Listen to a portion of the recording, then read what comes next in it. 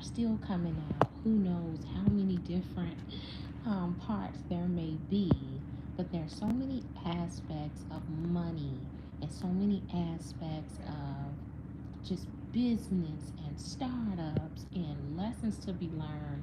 I want to go ahead and I want to jump into it. So, if you're not familiar with what's going on, tonight's conversation was this is this podcast, this brand that goes around. They have different people ask questions about relationships, mostly black platform. They do tours. It's really popular on social media. I do believe that it evolved from like a game, and the questions can vary. It could be questions about being side chicks, questions about baby mamas, baby daddies, getting back into dating. It does have a very popular audience or whatever. And one of the artist cast members, Keita Rose, recently quit. And with her quitting, she's making a lot of different allegations about her treatment while she was on the platform. Literally, she calls it "Who the fuck did I work for?" I've seen several, and I'm interested to see some of the other stories that eventually comes out. Um, Let me just hop into it. So one of the things, the biggest thing in my opinion, is she's saying that she was not paid. I find this to be absolutely insane. Um, if whether or not it's true or not, I do not know.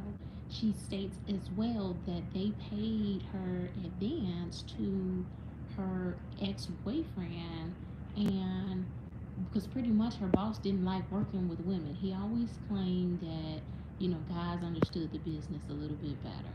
So they paid the her advance to her ex or whatever. She did not know about this, and she has been waiting to get paid. Another aspect of this is the fact that this was a startup. So there is a fine line when you are building something from the ground up, and initially you may not be getting paid. Initially when you're just trying to see something be successful, anyone that has had experience with a startup, someone launching a company from the grounds up, it can really be tricky. So I can see how when it first started she possibly was not receiving any form of payment. At what point did it become profitable where she decided, okay, I'm gonna go ahead and start asking about some regular income or whatever? I don't know when that threshold came to pass, but she was asking for her money and it seems like she was not getting paid on a regular basis. In addition to that, something that she mentioned that she had to put up her own money to get to these different locations and to pay for her own hotel accommodations. Now, Ace Metaphor did counter and said that, at one point they were providing the travel and the hotel accommodations for everyone, and it eventually just got too complicated. And from there, they started having people just do it on their own and they would reimburse them.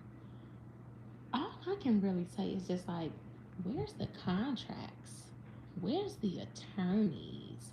You know, or yeah, and this might be a little bit too advanced for them. Where's the corporate credit cards? Where everyone has their own corporate credit card when they come on board or whatever, and they just pay from a corporate credit card or something like that. Yeah, it's all over the place. I mean, have you guys ever been in a situation where you had your regular pay, then you had pay that was possibly, a reimbursement for mileage or car expenses or something like that? I've had it before, and it was a fairly simple process. There literally was a form that we completed. You provided receipts and you submitted the form, and you got payment within like 3 to 5 business days. I yeah, that's wow. Something else that she's talking about, which is truly heartbreaking to me, is the fact that she left a secure radio gig. So she was working, secure, regular situation. I don't want to call it a 9 to 5, but her radio gig was far more stable. She had a really huge following when Ace Metaphor approached her to join tonight's conversation. He made a lot of promises, made it seem like it would be a great opportunity, which I do feel like it has helped with her brand, especially with the touring and everything and having that experience. But, she had a solid situation that she had faith in what tonight's conversation would eventually be, and she left it. Have you guys ever had situations where you left a sure thing for something that seemed like it had the potential to be great, but then it necessarily did not? I don't know. This is one thing I do know. When someone is starting a business and when someone is launching something in its infancy, it can be messy. It's almost like, as the employee, you are the guinea pig. So, for those that have been in the space of working with a startup, I mean, it's almost all hands on deck. Any skills, your job title could be, an artist, but you might be helping with setup, you might be helping with marketing. It's truly all hands on deck, because every single day they are doing whatever the mission or whatever the operations are, and then they're then recognizing needs, and they're being reactive and fulfilling those needs. So that's another situation. I mean, she left something that was very secure. I'm not sure what her benefits were, what kind of incentive she had with her radio gig, but she left it. She left it believing in what tonight's conversation could be.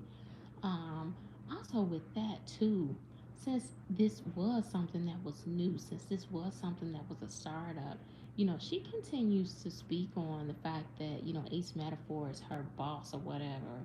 Given how much she walked away from, and she's learning. I'm not blaming her at all or anything like that. But I would have loved to see, or at least hear her mention something regarding having some equity, or her being able to be incentivized for the risk that she took, with it in the very beginning. Something else that she's mentioned in her different videos and stuff like that is the fact that, and this is just crazy to me.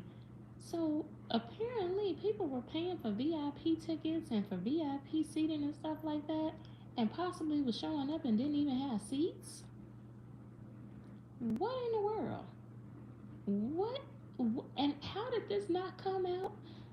Maybe some people probably complained about it, and they just didn't have big enough platforms for the messaging to get out there. But okay, we gotta be more conscious of patronizing these businesses, and they're claiming VIP status or VIP sitting or VIP experiences, and you're not even getting the basics. Apparently in some of these cities, they had alcohol available, and in other cities they did not. Like, really? What? I digress. How about all the other people that have cycled through? How about the fact that they're handling this on social media? Because if she does have, I'm no attorney or anything like that, but if she does have a legit case or anything like that, I'm like, okay, shouldn't this be a part of evidence? Why not hold some of this stuff close?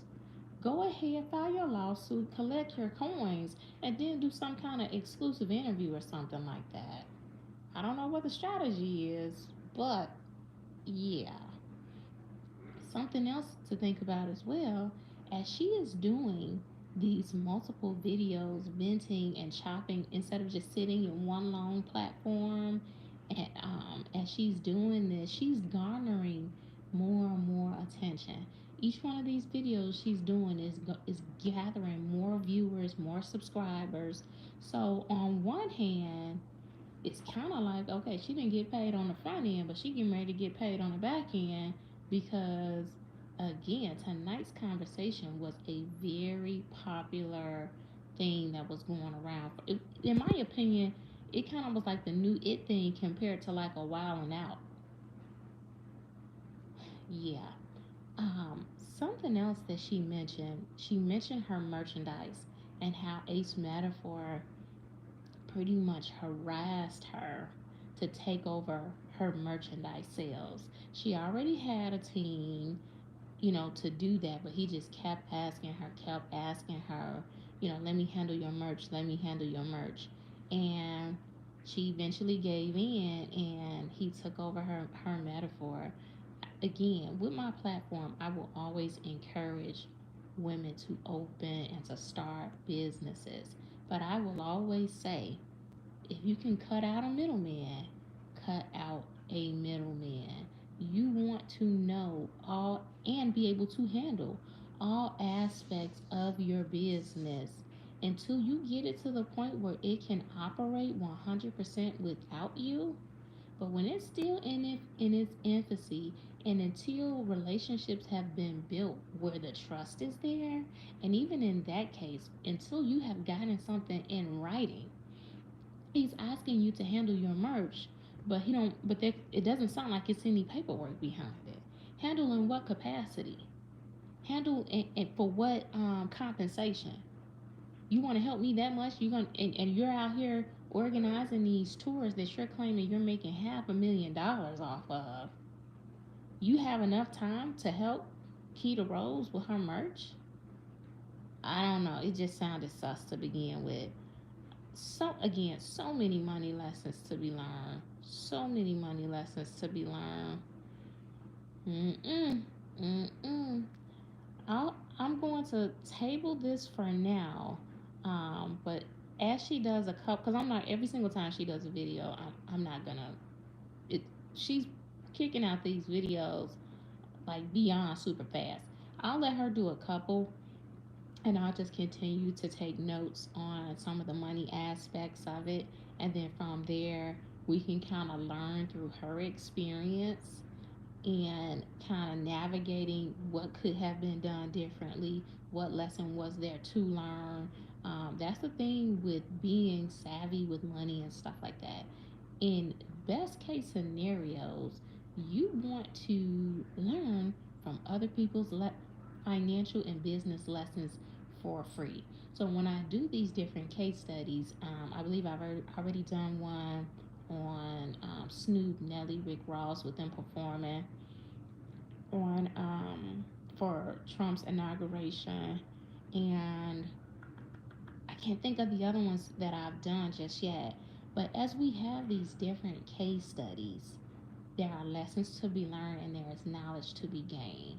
Although this is, celebrity and it may seem kind of gossipy and stuff like that, as we continue to financially educate ourselves and prepare ourselves for the opportunities that may come our way, we can learn via real life instead of out of some textbook or some college course.